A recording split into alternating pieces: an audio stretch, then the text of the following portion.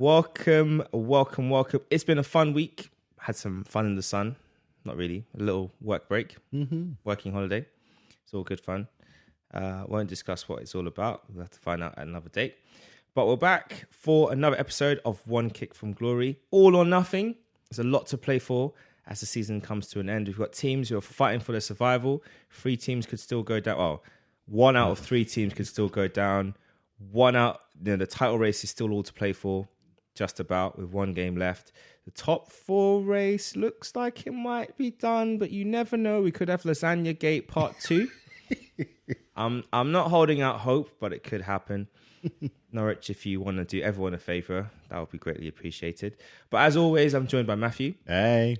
Craig's working at the bridge tonight, so he can't be here with us. So he'll hopefully see Chelsea pull off another win. Because unfortunately, they could get caught by Tiny Tots if they don't buck their ideas together. Spuds. Let's start off at the bridge. Let's start for Chelsea. So you guys have had a bit of a weird period these last kind of few weeks and months. Of course, all of that culminating in the FA Cup final. Let's talk through that game. So how did you feel going into the match? I was confident. I was actually quite, after the games that we had against like you and Everton and Wolves, or of course with the odd win against West Ham and Leeds, I was like, you know what? They might turn up for this because it would have been 3 back-to-back FA Cup defeats in a row from 2020, 2021 and 2022. I was anxious when I saw the lineup. I felt like it was a touch defensive. And again, when going against Liverpool, it didn't make sense. And what I feared would happen was starting to happen in the first few minutes of the first half, where they were having lots of fun down certain lines, just teasing Marcos Alonso and just making his life a living hell. But slowly we kind of came back into the game a little bit. I mean, Lukaku wasn't really doing much in the way of getting actual chances, but he's making himself a little bit more of a nuisance. Havertz was out, which was always a bit of a worry. But, you always know that you still have Pulisic, you still have Ziyech, you still have Mount, you still have, even on in your wings where the guys are coming through and providing all this, attacking talent, that we had enough there to try and produce something. And we won on. I felt at times we could have nicked it at least once or twice. It was actually quite an even game, and we held them all the way up for the second time in a domestic final, all the way up to penalties.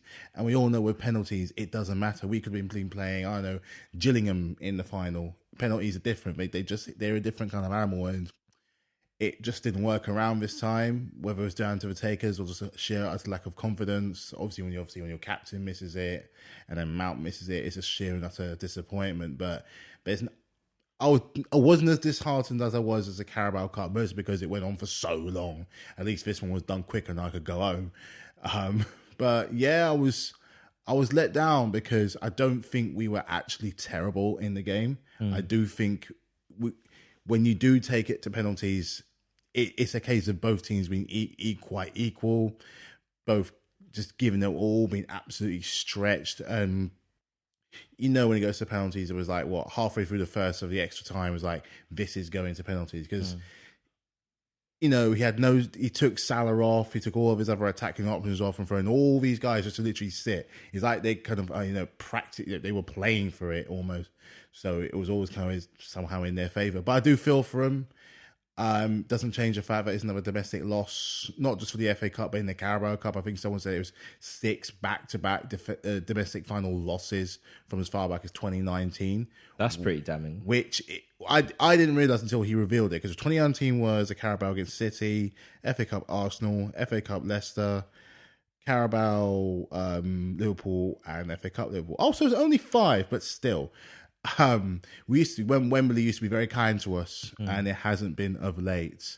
So it's all been well. I mean, let's not forget, we are the club world champions, and we won the Super Cup. But it's a bit like how you can sort your problem. You can sort out everyone else's problems. You have to be able to sort out your problems at home, and that's before we even get into the league position. So in a way, I'm not angry. I just feel I feel down for them. The only crumb of comfort we have, which is not what we're aiming for, because that's not what we spent all this money for, is that we are still very firmly in the top 4. But that's not a mark. That's not a mark we wanted to show on our season, though, is it?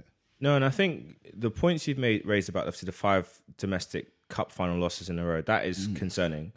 obviously you've changed manager in that time, so the blame can't be solely put on the foot of Thomas Tuchel. But I do want to address the coach a little bit, because I think when you look at my big thing with Thomas Tuchel and the football you play, I feel like it should be more expansive. I think you have enough players to play a much more attractive attacking style of football.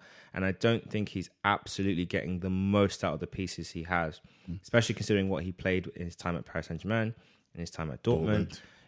I think there is more to come. Is that something that you look at and feel concerned in that, in as much as Lampard was very inexperienced and some of the stuff last season when he was in charge was a bit hodgepodge all over the gaff and just kind of you want to pull your hair out, there was still a better balance in the attacking play. So is there something that you're concerned with Thomas Tuchel? I've always said that I feel like there's a gear that we're not getting there with the players that we have, and that we can, I think, and that we know we can push a little bit further forward. If it's coming down on the training pitches, we're not necessarily seeing it in all of the games. And, you only have to look at someone like with the whole Lukaku situation. It started off really, really well. It started off great. We're finding his runs. He's showing the players what he wants to do. But it's almost as if it's a case of both, where he's not making the runs at the time, or the players are not finding him, or they pass it to someone else. It's worrying when you see it as clear as day, particularly when we played you at the Bridge, when we played in the two finals. It's sometimes where he's actually, and many other games, he's calling out, absolutely crying out, be like, here, and we don't find them. When we want to be there, he's not there. We know this of him because he did the exact same thing at Manchester United. He came home with this storming reputation. It just didn't exactly carry out. So I think we bore that in mind, where maybe he wanted to prove a point by coming back. But I'm not putting all the blame on him. The signing hasn't worked, at least for this season. So am I confident for next year? I don't know. It's almost as if sometimes it's a case of sometimes where fear that we go into this default setting of literally just thinking we have this time on the ball, where really and truly we're so dangerous when we actually go ahead and start bombing the ball forward as quickly as possible. Remember the Champions League final goal where Havertz? We did that from Mendy to Mount to Havertz. So quick, so fast, and they're all relatively quick players. Look at Werner. He's so fast, and even though you could beat us at the Bridge, he was the one causing problems. He was the one having a fun. I was surprised that he didn't come off the bench in the FA Cup. I half expect him just to have a little bit of pace. We've got Salah, when you got Salah coming off, and you got someone with Milner coming coming on. Surely, I mean, as good as players Milner is, he's gonna be frustrated seeing someone like Werner coming on, where there's someone in there. There's a player in there. He's not hitting the target. He's had a better season this year for sure. That's true. Absolutely had a better season. And I think he's only going to get better. But, by the time that time comes, he might be of age where it's he's not very useful. There is a player in there. And I know there's a player in there. He just needs to hit that kind of ground and be scoring for fun. I'm not worried about his job. I'm not worried about Tuchel's job. He is the guy. I think sometimes the players don't get what he wants, or they go to this default like they seem to know where or like a limp home thing. When someone just doesn't know what to do, and it's like they go into this safety thing, like a tortoise going into its shell, or a snail going into its shell. They'll play the most drab but safest kind of football and hope something comes out. But if you have aspirations for the title, that's not good enough. So then, talking about that kind of tortoise in a shell sort of safety first approach, or almost like, safety first. I don't want to lose. I'd rather protect the game. What do you think needs? How does he change that then for next season? Because obviously you think about players you want to bring in. You think that maybe like a system change. But what do you think Thomas Tuchel needs to do? Let's forget this season. Going into next season, to take away, as Arsene Wenger would call it, the handbrake. How does he take the handbrake away from Chelsea? Well, first and foremost, he's going to have to try and sort out the players that we're going to be losing. We've already guaranteed losing one in Rudiger. He's going to Real Madrid. Massive loss. Big loss. I watched him in that game, and even though we're lost, and I'm seeing what he's doing, I'm like, we are going to miss him. And it's going to be very hard to replace him. Not impossible, just very, very hard. I think it comes to a point where now we're going to have to start saying goodbye to some of the players who are just not going to fit like the title picture anymore. Because like I said before, it's not as like we've got a whole bunch of players around to G up. Like, you got a whole bunch of leaders all around. We don't have that. And I've always talked about the future captain of this club after Azpilicueta, who's been a stalwart since he's been there. Absolutely fantastic. But you see now, for the last 2 or 3 seasons, the game is starting to get to him. Players are getting quicker. It's more technical. You know, the rules are changing where what worked 10 years ago won't work now. So it could be a case of maybe utilising some more younger talent. Maybe look at the younger talent that's already made a feature in this season. The likes of Gallagher, the likes of Broja. Give himself something like a different sort of option. What's the worst we can do is that it doesn't work out. There already are players. With this new owner and with Bowley now in, who's just... It's still to be fully signed off. To be fully signed, but is there any guarantee that sugar money is going to carry on? Because we all know that, you know, if you want to start competing next year now, with clubs already making actions, we've got to do something where we're still relatively competitive. So we're going to need to address some of our areas in defence. The Kante problem, what's going to go on with Kante? 1 minute I'm slating him for a poor game against you guys. The next minute is like, but then again, it's a case of him playing against the right person. I also don't think we have what's called dead wood. I think we have talent that's just been unutilized. A lot of players now where it's a case of we can't just simply loan them out willy-nilly like we used to. We're going to have to start making space. So who would you say then, within your squad, which players would you say would go into that category, have been underutilized and would now go into next season you think could have to, or you'd want to see feature more prominently for Chelsea? Well, after the brief stint he had from being a sub to being sub is Loftus-Cheek, and I hate to say that because I think he's a great player, and we've seen a couple of seasons before under a manager that has faith in you, just what he can do. He always performs in his loan spells, but that's the thing, he performs best in his loan spells. We can get a penny off of him. He's still in his 20s. And, you know, if you need a model for your club, there you go. He's still the best looking player we have at the club. But he deserves more. He deserves more. Sal can go back. Do you think Loftus-Cheek has shown enough, though, in the games he's played this season to warrant more opportunities? He hasn't really had that much. But when he does come on, he shows signs of promise. But signs of promise are all well and good when you're trying to establish yourself. He's been in the club for how long? We're looking to be chasing titles. And in the cutthroat world of football, it don't work. It don't work, but we will be sad to see him. I mean, he's 26 now. So for me personally, at 26 years old, as a central midfielder, you need to be established in a role. You can't still be trying to break through. No. From 19 to 24, and at a push 25, we can give it a slide. But 26, that's when you need to be that you're established now and you're kicking on, because that's when you should be entering into your prime. And he's got previous. He's a cup winning player. He was stellar in our run to the Europa League in 2019. He's an England international through his time at Crystal Palace. He's got a future in the club somewhere. I mean, West Ham got a hole now with Mark Nobles. You never know. That's an example, probably a bad one, but you know, you get what I'm trying to say. It would be a good move for him. It would be, and you know what? He'll play. He will play. So, I mean, that's one I'll be sad to see. But would he be up for the fight, though? Because I look at him and I think great ability. A player Fantastic that, ability. He's always one of those Chelsea players that you think about as like Loftus-Cheek, oh, it's going to be his year, it's going to be his time. And yet, for some reason, I know a lot of it is injuries, but even when he plays, I don't always see the fight. And I'm not talking about aggression, because not every player, you don't have to show fight aggressively. No. You can show fight by your determination on the ball, by how well you keep the ball, your actions when you have the ball, the things you do. And I just don't always see that fight in him. I don't think he's necessarily... I think he looks at it as, I'm not guaranteed a game next. Like, at best, I'm going to be in cup games. But he's got a lot of competition ahead of him. And even some of those competitions don't even play themselves. So when you got Kovacic performing, when you got Kante performing, when you got Jorginho performing, how am I ever going to get a look in? How on earth am I ever going to get a look in? And again, we know he's a good player. We know he's got that courage, and he can score. He's quite light on his feet as well. When for such a big guy, he's very light on his feet. But it just hasn't materialized under certain managers, and Tuchel, unfortunately, is just one of them. So yeah, I'll be sad to see him go. Certain players won't be sad to see go. Sal can go back. Yeah, well, I mean, Sal, that was a mistake of a loan. Big mistake. At least it was a loan. At least it was a loan. Again, I don't call necessarily these players a lot of deadwood. I just think we're going to have to do it because we can't just loan. Remember how we used to loan out players all willy nilly? We loaned out Drinkwater. We loaned out Barkley. We loaned out Loftus-Cheek 100 times. We loaned out even the likes of Mount and Abraham before they got established in the team. That's now going to end. So it's a case of we keep or we sell. And I just think, for the sake of moving forward, and maybe for what, because Tuchel's only had one window. He had one window, and not that I'm making excuses here, but essentially got the point where he got the striker he didn't want. He wanted Haaland, but the club said no, we're going to go a different way as well.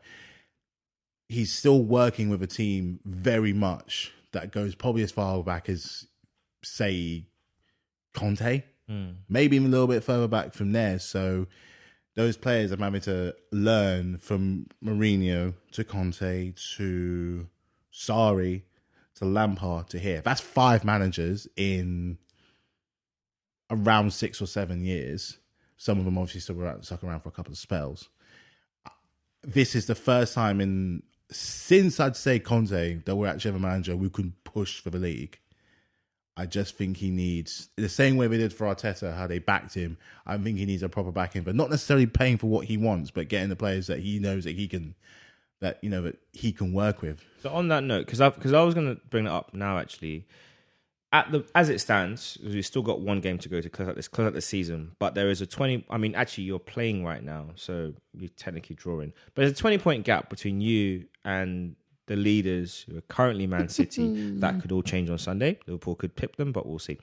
But so looking at your squad you've got and thinking about the work that needs to be done to close that gap, what do you think Chelsea need to do? I'm not talking about, you don't have to necessarily say names, because I think to say names of players is hard because, again, we don't know the budget. But what do you think Chelsea needs to do to close that 20-point gap on Man City and Liverpool? We need to sort out the defence, because some of the main players we are losing are our defenders. Defenders that have been around, who have won trophies, who have been part of the fold and then part of the furniture for a very long time. You got Christensen's been around for ages. Azpilicueta's been around for 10. It'll be 10 years next year. And Rudiger, he's a character. He's a dog, and we're going to lose him. So first and foremost was that we need to try and address our defence, because what we got left behind won't survive a title challenge. We've next got to solve out. We're going in particular order. Actually, let's start with the goalkeeper. And I'm hearing things about Kepa possibly going, which is a shame because we spent a lot of money on him. We're not going to get that money. He was a panic buy. He wasn't necessarily who we wanted, because we didn't expect Courtois to lead the way he did at the time. So we had to go ahead and buy the next best thing. Mendy is our number one choice keeper. Has been since he's arrived. So we've got to solve out the situation with Kepa if he goes. Who I would say you should get if he ends up leaving his club, Keylor Navas. Keylor Navas wouldn't at be PSG. That would be a perfect number 2, and he would push Mendy to be number 1. And he's experienced. He's a brilliant goalkeeper, and he's a winner. He should be PSG's de facto number 1. I don't even know why they bought Donnarumma, because he's way better than him. And I know he's at that, but he's at that age where it's like it's established goalkeeper. It's not so much, and also I think the issue, the problem he's had at all the especially at Real Madrid when he left there, and at PSG, is he doesn't have that brand name. Which is unfortunate, but then when you look at him between the sticks, he's an incredible goalkeeper. Yeah, I know. But he's one I'd say you should go for. I don't know about. I mean, if you're having Navas and Mendy, that's 2 good goalkeepers. That's some strong competition. I don't know the names for defence who we get in. I just know we need to address it. Then there's this whole business in the midfield. Is Kante going? Is he going? Are PSG looking at him? Are Real Madrid look at him? What exactly is it that we want to do? Because we know how he performs the best. You have to have someone next to him that who's going to sit. You let him put out all the fires. You can't have 2 people where they run around, because when he's running around, the other person's not guaranteed to sit there and stop the fires. And we've seen that on the transition in the games against Real Madrid, Arsenal, and Brentford. Though all those games where he didn't have someone who was willing to sit, where you need a Kovacic, where you need a Jorginho who will happily sit there and dot out. So even then, if one of them might make a mistake, he's there, banked on. Got rid of taking out the threat. As Marcus Alonso, what are we going to do with Marcus Alonso? Because with Chilwell in that team, he's not getting a look in, and we know that Chilwell getting injured was a big hit. So when he comes back, then again, he's always a good squad option. He's always a good squad option. Reece James, I'm more than happy with. Then it's a case with the forwards. What do we do about the forwards? Is it a case of like retraining? Is it getting case more? Because I know we had Tammy before him, but the Tammy's not. He's not Lukaku. Lukaku thrives on that particular kind of service. When he scored that goal against Wolves, that's the kind of thing that he likes. All the goals he scored are things that he likes. But that's the thing. You don't play to his strengths. We don't. I think it's sometimes a case of where it's a frustrating thing where we know that we get the best out of Lukaku, like when he was at Inter Milan, is when you play to what he's good at. And that's how they won on Storm. They went on to one. Did they won Serie A and Europa League?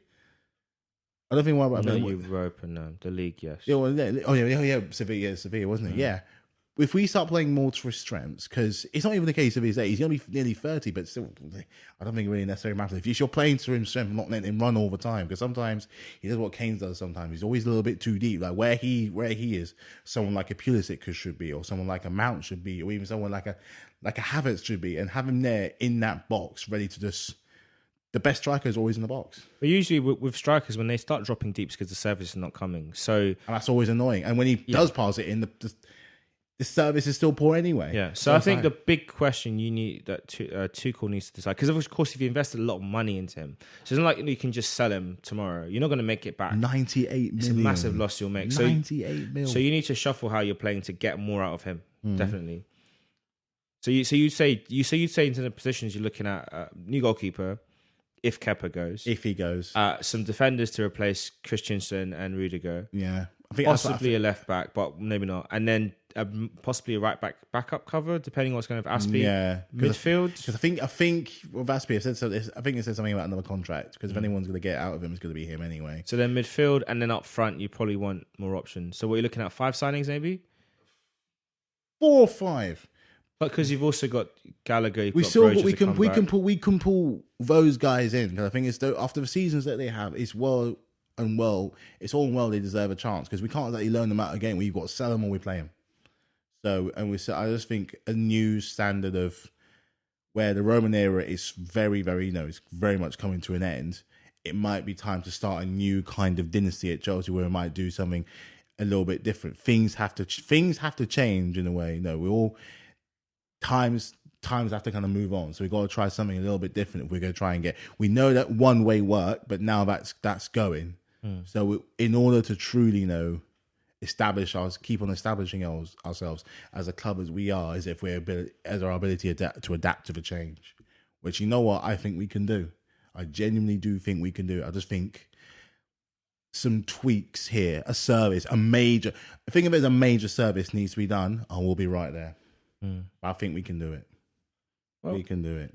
We'll see what happens in the summer. We're definitely going to have a lot of conversations about the dealings done and how the squads are shaping up. Let's shift gears away from Chelsea and up to the top 2, Man City and Liverpool. West Ham were 45 minutes away from making history and blowing this title race wide open. Instead, they have still blown it open.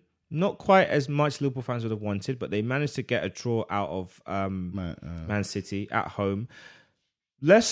Before we jump into talking about Manchester City and the ramifications of this result and like what could happen on the weekend, Mark Noble, what a professional! Captain fantastic at West Ham, been there practically his whole career. For me, I look back on this season for West Ham, and I'm so upset for them in the Europa League, especially watching the final yesterday and seeing how Rangers were so close, but for Ramsey, having a struck of the stupido and the rubbish penalty, they could have, and of course they had a chance in extra time when they could have won it. A better finish from Kent and it would have been in, but coming so close to winning that trophy. And West Ham, I felt like the wave was there this season. I feel like that was their trophy. Yeah, and it was theirs to win. And they threw it away by Moyes being a bit. I think the Arsenal game, they should have rested all their key players. Roll the dice and throw it all into just play the youth. And they should have just gone for it. And that was a bad gamble on their part because they were knackered in the second half. They couldn't keep up, and Frankfurt, got the win. But like, they've had an incredible season. He's had an incredible career. It's going to be very different for them going forward. Like, what would you say, like looking back on Mark Noble, what would you say is a lot of things that younger players could learn from him? and his career. Commitment, loyalty, integrity, respect, dedication, and not so much passion, but love. A love for a club, a love for a community, a love for the game, a love for football that trumps, but sometimes where no amount of silverware, no amount of stats, no amount of numbers can even come close. He's one of the last, he's of a dying breed where you get those kind of players committed to a single club for their entire career through the ups, through the downs, because they got relegated twice. That's true. In the times that he was there. Players came and went. He was still there, committed to, that's when you know someone where, in a way, he will be remembered as a football legend because just because of a legacy he has, how he was the man at West Ham. I'm pretty sure at some point he could have gone to another club, but it's like, I'm going to be the man here. I'm going to be remembered being the man who ran, like, I was 1 yard, but it was my yard.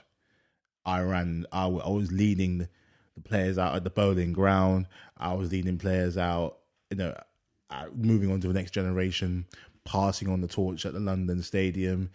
Been through, from the best of the past all the way to the present. And I think, as it's such a shame he didn't get that big cup win that he deserved. Imagine passing on the torch to Declan Rice, going off into the Champions League, being like, it's all on you, kid.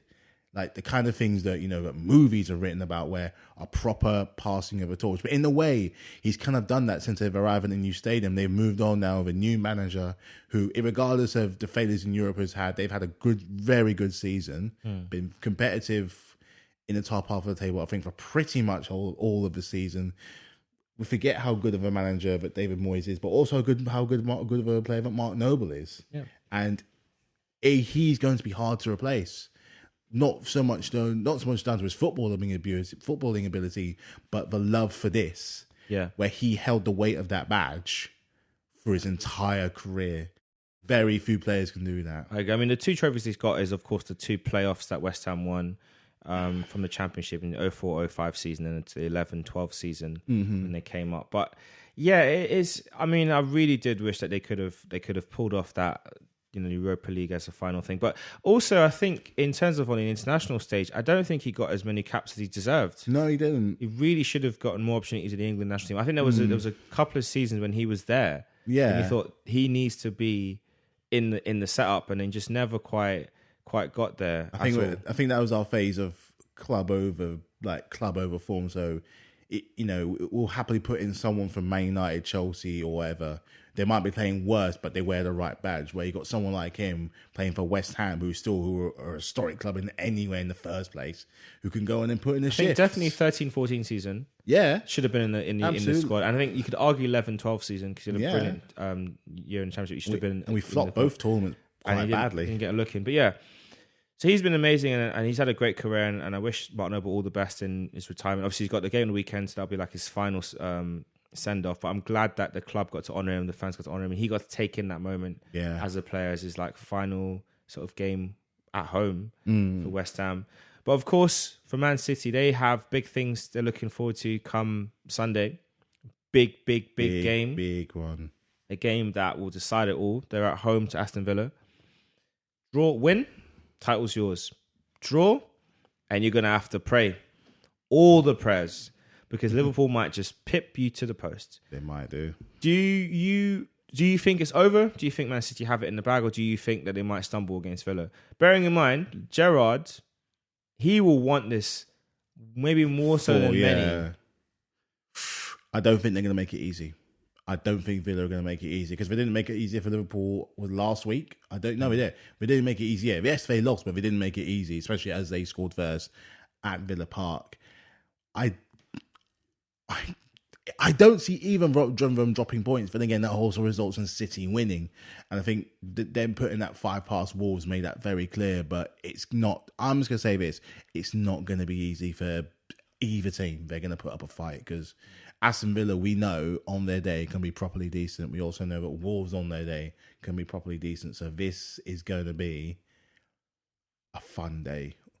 Or Man City could just put puts 9 past them in like 20 minutes. That is true. Man City. It depends which Man City we get, and it also depends what Guardiola we get. Does he go galaxy brain and overthink it, or does he just keep it simple and pick the team that's played throughout?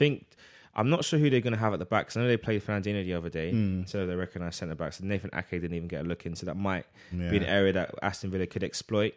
But you look at it on paper and feel like it's theirs. It's really Man City's to lose. Really. It's theirs to lose. It would have been very different if they were on the exact same. Had they lost that game and they were on the exact same points, this would have been so different. Mind you, would have been gone down to goal difference. So, well, and I think there was this. Yeah, it would have gone to goal difference, and then maybe we would have seen it. But yeah, I think it's going to be very interesting. I mean, Liverpool did a great win against Southampton. They had to work hard for it. Nathan Redmond with a nice little worldie of a goal, but what I love with Liverpool is that you can take out key players and the performance is still the same, still same quality. That's the problem in the FA Cup. Gomez came in for Trent, and whilst he's not the same player in any way, shape or form, he was doing a similar role. And what I liked is that, because with Trent, his delivery into the box is just like, it's like David Beckham in his prime. It is impeccable. It's just on the money. Impeccable. So Gomez was sort of putting the ball into areas where, as a defender, it's just awkward. And he had this little kind of floated balls which just dropped behind the back line just in front of the goalkeeper, which Firmino could kind of run onto. It's a very clever little pass. So I think I like that they utilised his skill set in a way that, without having Trent, didn't lose out, but it still kind of worked out for them. That's what title winning managers do. They take one player out, put another player in, and it's like you don't even notice that much of a difference. It's like when Salah came off, but Jota comes on. And that's the good thing Liverpool have now. They've got the strength in depth. They've been very good in their recruitment. They've excellent. Not only have they bought good players, but they've bought smart players that it almost feels like Luis Diaz, for example. Yeah. It feels like he's been there since the beginning. He's been trouble since he's been there. He has been trouble. And I know with our Marcus, we talk about this a lot, about how Liverpool would replace the front three. Like, how would they move on from Salah, Mane and Firmino? They're already doing it. And then Jota came in. You're like, okay, that's Firmino's job sorted. And then you're looking for, and then Mane was having a bit of a rocky start this season. Then look at Diaz. You're like, well, hello. They're already doing it, mate. And then Diaz coming in has made Mane find a new lease of life at centre forward, because it's almost like, well, that left wing spot's not mine anymore. I've got to fight. I've got to bring something else to the table, and he's gone up a gear.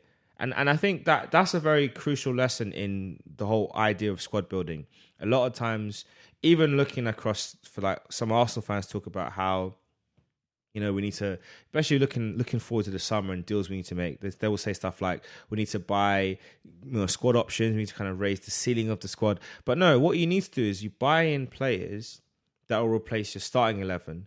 Because if your starting 11 is competent and you have players coming in that are better than them, then you've got a good bench immediately. And also, it will push those starters to go to another level because they don't want to be on the bench.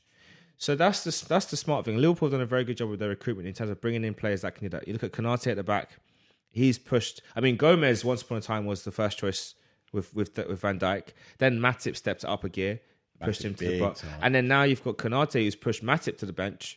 So it's like the fact that they've just been very. And then you look at Tsimikas, aka Baby Robertson.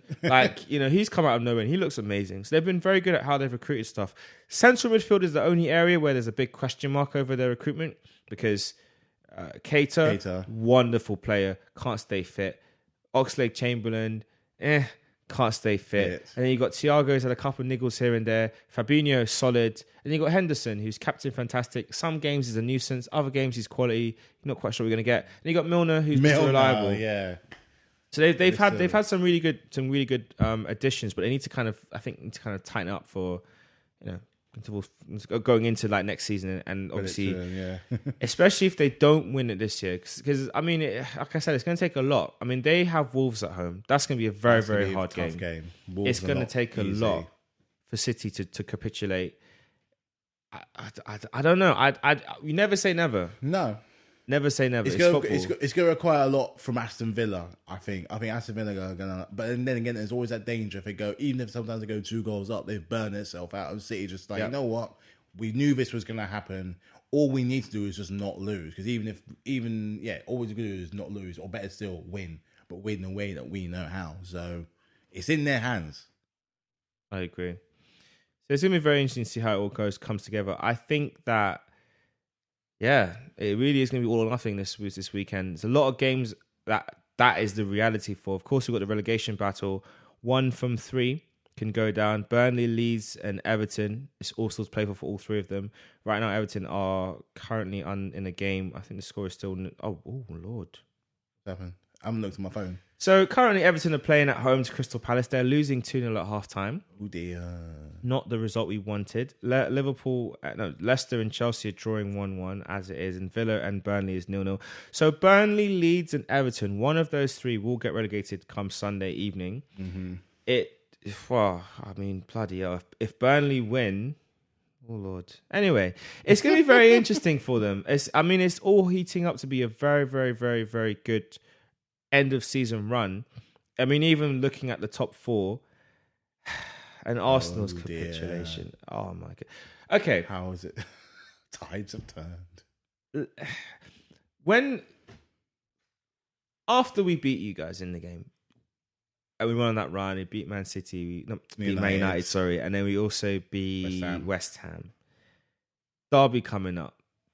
Could you have foreseen that result and that performance from Arsenal? I watched that game overseas, and in a bar, and it was quite fascinating being surrounded by Tottenham fans to my left and to my right. I really felt like it's a nightmare, and I had Arsenal fans with me, so I wasn't alone. But it just felt like a nightmare having Tottenham fans to my left and to my right, one behind me, one in front of me. I was just like, oh, gosh, give me space, man. But could you have seen that result? Not with the form you had. I didn't think you'd win, but I didn't think you'd lose either. And I've also thought that performance-wise, for what you've been given for the last, where the games you were meant to win, you lost. The games you were meant to lose, you won. You're coming into this where it's a big game where you're both going in for the exact same thing. I at least thought that you'd put up a little bit more of a fight, and wrong. Yeah, I was wrong. That's my big thing. I mean, I'm disappointed in that game. I'm really disappointed in the Newcastle game. That's the one that to me really, because I think I look at the two matches. Like in the Tottenham game, we went for it. We were like gun ho from the start, very aggressive. Didn't need to be. We should just play to keep it tight because they had to win. We didn't have to lose. We just need to draw. And then we'll be fine. But we decided to try and take the game to them. Played into their hand a little Rob bit. Holding was over aggressive. I don't know why he tried to Diego Costa Son. Sorry. Son Heung-min, who's one of the smartest, most conniving players. This guy knows how to foul people. He knows how to make red cards look into yellow cards. He knows how to win penalties. He knows how to play the referees. And you try to be bully boy him. Never going to work.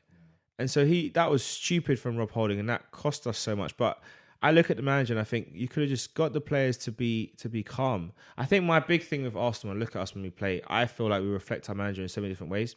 His anxieties, even as a player, his what he would do when he wanted to be safe. Yeah. His cautious nature is there.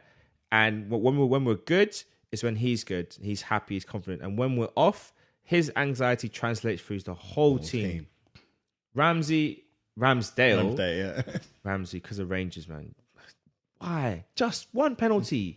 Useless. But anyway, Ramsdale, so nervous against Tottenham. And then against Newcastle, I've never seen him play that badly. So timid, yeah. He misplaced one pass and then he just kind of gave up trying. It's like, no, this is how we're going to play. It was really just, the capitulation is just unbelievable. Unbelievable how we have come so close to getting. Even with all of that being said, and there's been a lot of chat online about expectations going into the season. Thing. I know. Even with Marcus, we've talked about this on the podcast before. We've talked about it in general, offline and stuff, like expectations for the season. And he said preseason he wouldn't have seen Arsenal in the top four because we weren't good enough. And my thing was, and I've said it numerous times on this podcast, the opportunity was there. And when the opportunity is there, you've got to take it. And I go back to January, and when we decided to let Aubameyang go, when we were in the top four, we had that kind of fairy tale bid for Vlahovic, which was never going to work because, again, that you have to understand culturally with players that have grown up on Italian football, it's very hard to pry them out of Italy. It's very hard. And even when you do get them out, they're not always successful. No. You have the rare exceptions. Jorginho is a great example of a rare exception, but most of them don't travel very well, right? Shevchenko, horrendous. Oh, yeah, I remember that. Crespo, who also, which is unfortunate because I thought he was okay, but by his own standards, horrendous, right? Doesn't always work. Then on the flip side, you got people like Henry, Vieira, but there's exceptions every rule. So like, we should have done more. Even if people could say, well, the club wanted to save the money for summer. Tottenham went and loaned in. They went and got Kulusevski on loan. Yeah. They got Bentancur on loan. And those two players have transformed their whole... Those two players have propelled them to the Champions League as it stands. Lasagna Gate comes Sunday. That's what I'm saying. But they've propelled them to being within a draw of Champions League football, right? Yeah. Arsenal didn't do that. We tried to get our tour, but then the terms weren't quite favourable.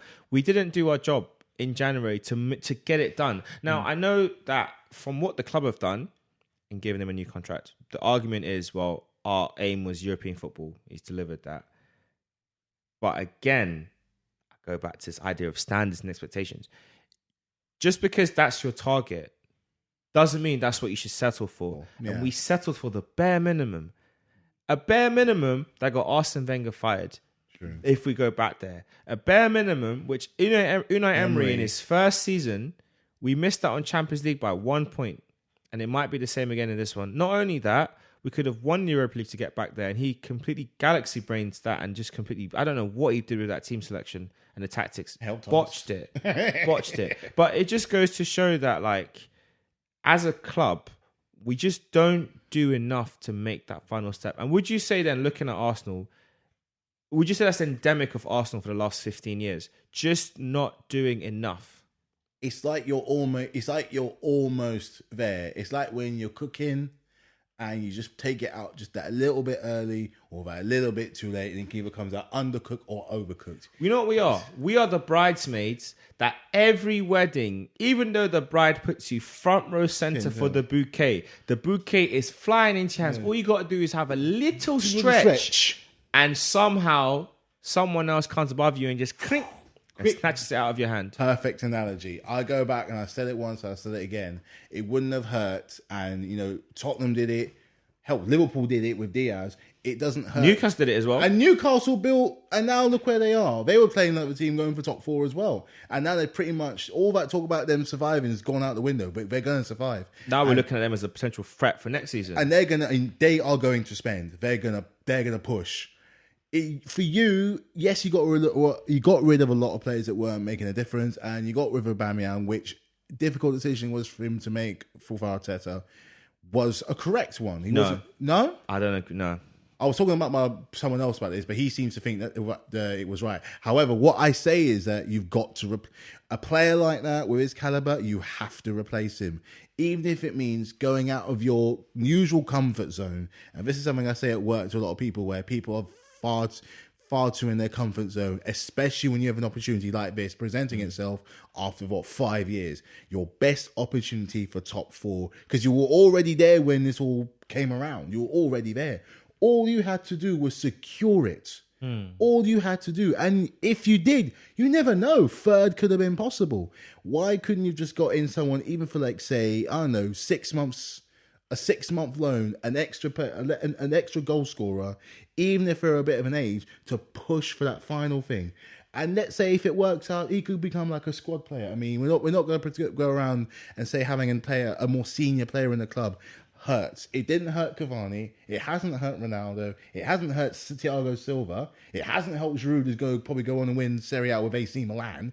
It didn't hurt Suarez at Atletico Madrid, and it definitely doesn't hurt Ibrahimovic and Lewandowski or Modric. It doesn't hurt to have a little bit of... I know you prime yourself on your young players, but when your best players are your young players, that's a problem. Because what does it say about the more experienced heads you have around? You don't even need to spend that much. They're clearly backing him. They're clearly backing this guy because they've offered him a 3-year the contract before this was all done. And we've seen that how this sometimes didn't always work out. In the first year when Oli arrived at Man United, and after that game with PSG, they gave him the contract. And look what happened with that. The mediocrity started right there. Yeah. I think Arsenal, okay, the club can say, we felt justified in Mikel, the direction we're going in, what he's bringing to the club. the progress, whatever metric you're using for because the thing is this is the thing with stats and numbers. You can use any numbers to prove any points. The reality is we've conceded more goals than last season. We've not scored enough goals than last season. We still haven't even reached Emery's goals or points tally from his first season. We're nowhere near Arsene Wenger's numbers. So let's not even put that into the equation. So what's this guy doing that's justifying all this? So even if they were to say, yes, we want to give him the new, we feel like he's our man, we want to keep him. End of the season, what's 3 more games?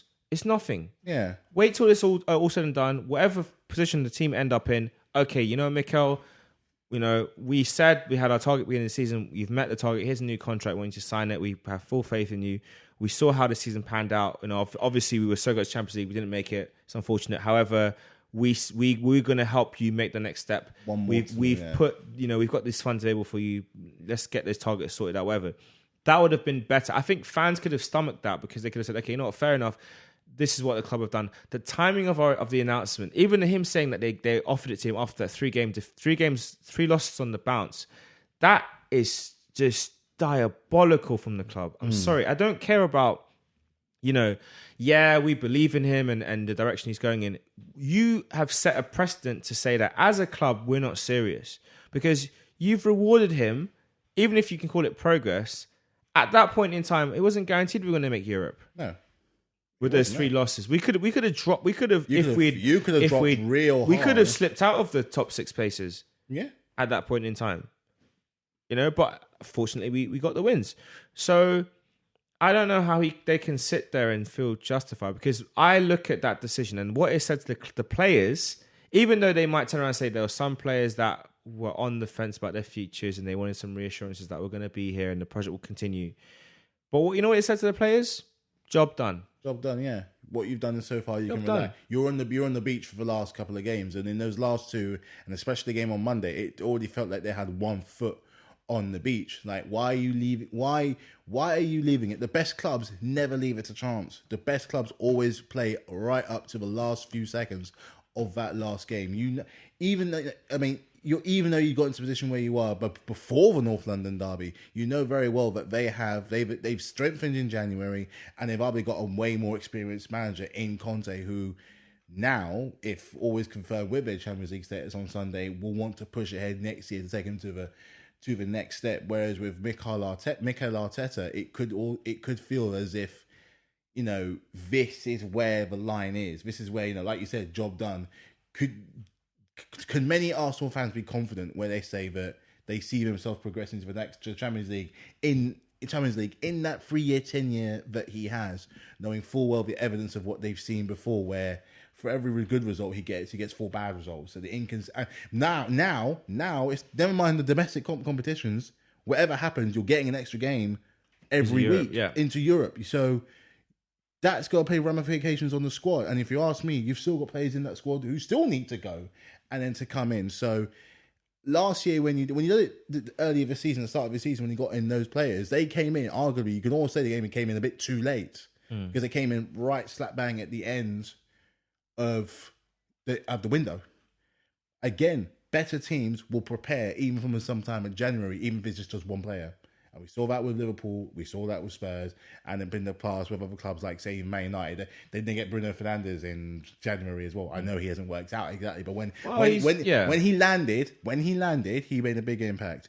And that's what I'm trying to say, is that the bigger clubs with that bit more of an aspiration, I know we don't do it either, but again, we didn't see the need to. They always see a moment to try and plan. City have already made a big statement with Haaland. Yeah, massive statement. They are rolling that dice hard. I think on that note, what I would say is this: for me, I look at looking forward to next season with Mikel Arteta. There's a few things I really need him to address and get a grip with. The first and the most important one is our chance creation, goal scoring numbers. They need to get up. We don't score enough goals. You can have the best defense in the world, but if you don't score enough goals, it's not really going to take you far enough. So we need to get our goals up. Secondly, and probably more, just as equally as important to that, squad utilization. Yeah. He needs to do a much better job of rotating the squad. We have far too many key players that are not injury resistant. Tierney, Partey, then Tomiyasu. 3 of our key players are not injury resistant. They're going to get niggles. So you need to rotate in and out the backups to keep these guys fresh in months when you really need them. third thing, in-game decision-making. He is too slow to react to situations in the match. Because this season, this statistic blew my mind. I think they said it was 16 or 13, no, I say 14 games we've gone behind. We have not turned it around in any of them. Number might be a bit high. It might be 6 games. But either way, if it's 6 or 7 or 14, whatever, if we've gone behind in the match, that's it. It's done. We don't turn it around. If we don't score first and go behind, we don't turn it around. That's ridiculous. That's crazy. How can any team with any ambition have that as a reality? So he's got to sort that out. That is a major one to sort out. Do you think he can? If he can't, he shouldn't be the manager of Arsenal Football Club. Yeah, that's the thing. A lot of people are saying. That's what you said before. Is like it's that catch-22 where it's like our aim wasn't exactly top 4 at the start of the season. So sometimes they're saying whatever happens, he's met the criteria of European football. However, like you said, things change. Opportunities present themselves. So let's take for example, who's in the top half of the table right now who we didn't expect to be in the top half of the table. Brighton. Brentford. She's top half. You said top half. Let's say Brighton because they're 10th. Brighton last year were fighting on the realms of relegation, but this year they kind of did see they were punching for European football. It didn't work, but they're at least going to try. They fell off really hard. They're going to try. But they were doing really well in the beginning. They were doing very well. Even like Brentford, they went for a bit of a down patch. Get in Ericsson, and all of a sudden it's changed. Like, oh, hang on, we don't have to worry about relegation. We can actually survive. So it's a case of, I get what they're saying on this side, where it's like he's met the criteria of what they have, but I also get when opportunity presents itself, you owe it to try and push for it. So I'm kind of more on that side of things, where if the opportunity comes up where you can actually go ahead and do it, why not go ahead and try it? It worked for Leicester. Yeah, it worked for Leicester, and that's my biggest disappointment with this season. I think the opportunity was there for us to really make a statement, to close the. I mean, look, we only had one game a week, and then we had some cup weeks, but no European football. The opportunity was there for us to really make a go, and the fact that we were thereabouts, then out of it, then well out of it, then back in it, then in the position, and we just have been unable to see it through. That is the most disappointing thing. So for me, when I look at this season for Arsenal, I see it as a failure?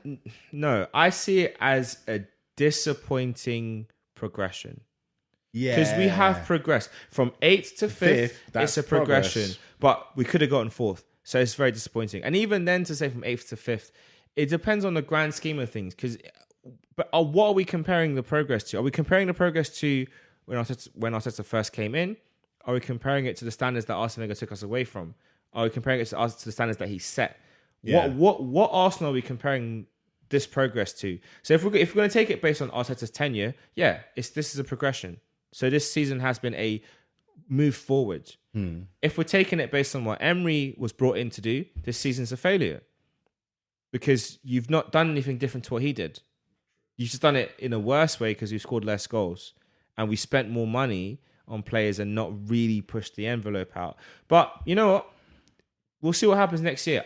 I think the pressure on him is going to be so immense next season. And to me, he's got to get top 4 and Europa League win as a bare minimum. Not one or the other. I think he needs both. Because I don't think top 4 will be enough. Personally, I don't think it'll be enough. Because to me, it's like... You're going back to where you square one. We've just... Okay, so now you've reached a baseline. And also, as a manager, I think to be the one to bring European football to Arsenal for the first time since, the Cup Winners' Cup and the Fairs Cup, but like European proper football championship, to be the first manager to win it, the European trophy for Arsenal, I think that will give a lot of fans that are on the fence, that have question marks and valid question marks over the issues in his management. Dealing with difficult characters is another major thing he needs to really get a grip of, because you can't have a squad of nice boys and win stuff. You're going to have personalities and you have to learn how to deal with them. So these are things he needs to work on. And I think if he can do that next season and get us in the top 4 comfy, win Europa, we move on. Because the reality is this: yes, Newcastle are going to have a lot of money to spend in the summer. However, they still have to attract players to their project. So I think people might need to temper their expectations of Newcastle, because I don't think they're going to do the They're not going to do a Chelsea. Or it's not going to be a Chelsea. It's no. They're going to do the Man City, the Mark Hughes season when they got the Ilanos and the who was that? No, Joe. What was his name? The midfielder. I want to say Denilson, but I don't think that was his name. No, but you know what I mean. I know that era. Bug me. Yeah, So it will be that era of signings. It won't be the next phase, which is the Robinho, and it won't be. It'll be Santa Cruz. Was it Santa Cruz? They had him up front, yeah. But it'll be that era. They're going to pick up some really smart signings that are going to raise the bar a little bit. They're not going to pull off oh my goodness, they've just signed Dybala. Oh my goodness, they're not going to get that caliber of player. But they're going to get the players like, I mean, if they got Houssem Aouar, now we're talking. You're like, okay, now now you're talking. So it'll be players in that kind of bar of category. They might even pick up the next, like a Ben Arthur, someone that... lots of talent, didn't quite get the right break, and then they get that move, and then they light it up there. So I think they'll be interesting, but they're not going to be... I don't think they're the ones to be worried about for everyone else yet. After next season, different story. Which is why I think Arsenal have to do the top 4, Europa, win it, and now we're in business. Yeah. See where you're going with that one. That's what I believe. But yeah, I mean, I think that was... There's one thing. There's one thing I want to ask you. Like, one thing that's been prepping on my mind is like, do you think that? And I don't put this solely on Arteta because it's not his fault. But do you think, like, as a collective fan base, maybe that there's been a drop in like an acceptance of a certain standard that might not fit the club? Do you think that that's happened, or do you think, or is it a case of reality? I think a lot. So I think what's happened over the years with Arsenal is you've had a lot of fans that have been in denial as to where we are. What lockdown has done is it's kind of created and also just the restart to football. It's created a reset in a lot of fans, in the majority of fans' perception of the club and where we're at. I think there are some fans, rightfully so, who don't accept where we are and who still. It's not like they don't have a misguided view of what Arsenal are. They accept the fact that we've fallen off where we used to be. However, that's still our standard. So for them, even if we got top 4 this season, it's not good enough because we're not challenging for anything. Top 4 doesn't mean anything, really. It just gives you an opportunity to sit at a big boy table, but you can't eat. You're just sitting there.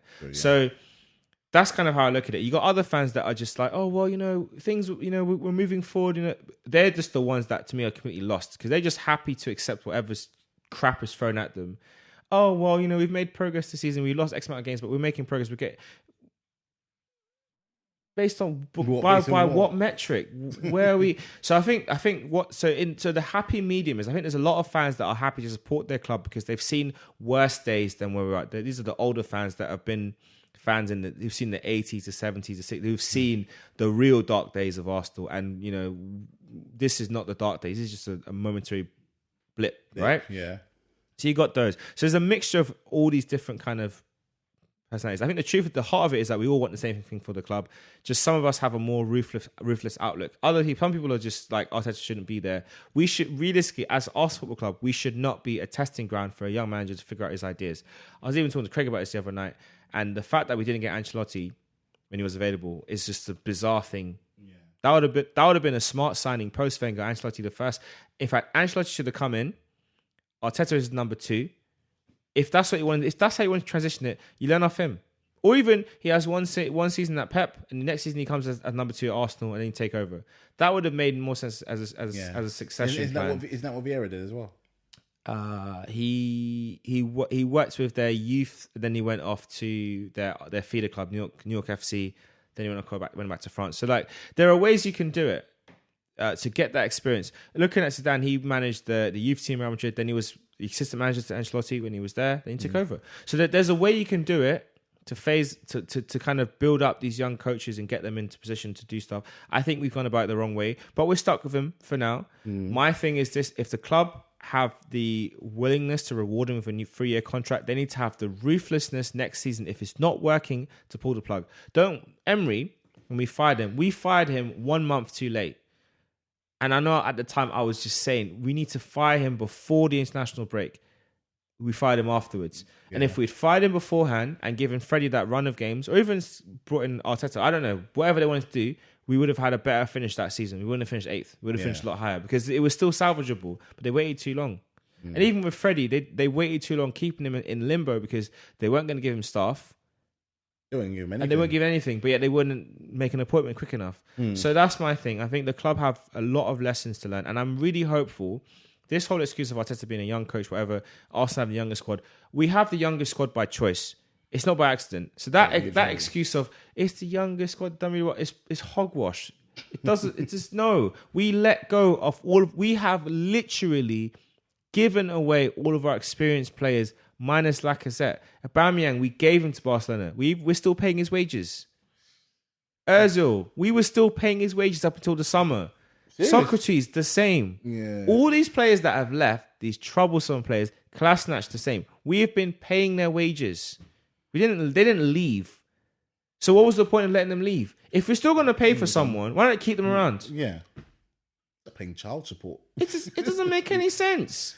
It don't make no sense. How does it make sense? We're still paying for. It's like breaking up with your ex and you're still paying her phone bill. What's going on, big man? What's going on? You're not talking. You don't talk to each other anymore, but you're still paying a phone bill. What's going on? Why? Why are you doing that? Don't do that. It doesn't make sense. So yeah, it's just baffling, the decision making of Arsenal Football Club. But we'll call it a day for now. Yep. Big games on the weekend. We might even have an early podcast to talk about that whole whatever happens, whether we have Lasagna Gate Part 2. I am not expecting it, and I'm not even hoping for it. But if it happens, I will laugh. But if it doesn't happen, it is what it is. The season's done as far as I'm concerned. Liverpool, can they pip City to the league?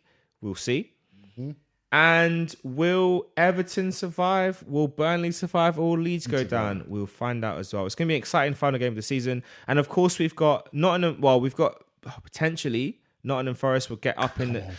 Like, listen, Huddersfield Town, I have a lot of respect for the City. Obviously, it was near Bradford and that. But you know how it is. It's a rivalry. Bradford, Huddersfield, we don't really rate. We rate you guys to an extent, but not much. So my thing is just personally, look, you guys done a really good job coming into the playoff finals. Don't get promoted. Just don't get promoted. Just lose the game. Just lose. Forest, we want you back in the league. We want to get some football heritage back in the Premier League. Please. Forest, please come up. We need you back. And you need to stay up. Yes. You're part of the furniture. We want you back. And then Sheffield Wednesday next season, we'll see you up here. You know what I mean? You guys will come up next. But yeah, that's it from us today. Thanks for listening. Have a good rest of the weekend. And if your team are on the cusp of winning something or losing something, just enjoy the next few days. Don't think about it. And tune in for a bumper Sunday. Mm-hmm. See you later, guys.